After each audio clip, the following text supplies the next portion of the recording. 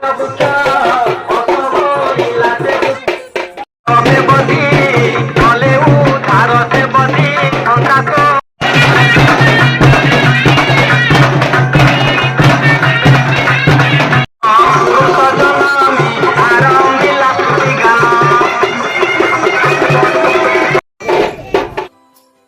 वर्ष पहुंचला लोककला घोड़ा नाच चौड़तिया गाँव में 150 कैफर्त परिवार चैत्री शेष कले घोड़ा पूजा।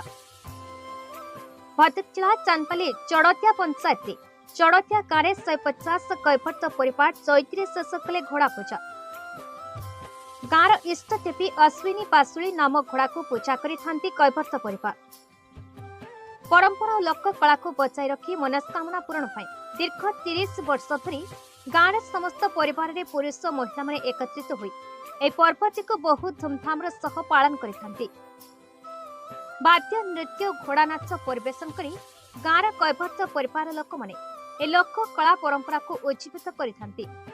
तेबे एठारे इष्टदेवी भावे कैफर्त परिवार पक्षरु चैती पर्व रे घोड़ा को पूजा करिथांती।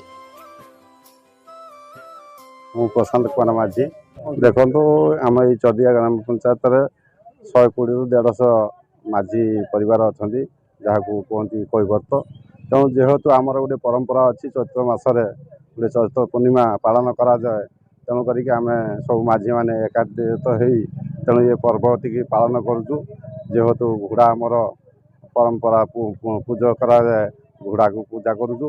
जेहेतु से कहुए अश्विनी पाशुली तेणुक घोड़ा पूजा करके आमर आगामी दिन गोटे मनस्कामना प्रार्थना करूँ।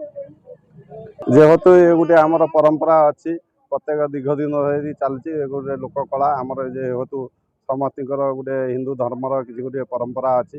जेहेतु आमर गोटे कैफर्त जातिर परंपरा अच्छी आम घोड़ा पूजा करूँ नाग पूजा करूँ। जेहेतु चैत्र मसरे ये हूँ आमर पर्व सबू माझी 120 परिवार एकत्रित होगी ये पर्व टी आम गोटे समारोह पालन करा। चांदपाली किशन पात्रंक रिपोर्ट भारत न्यूज।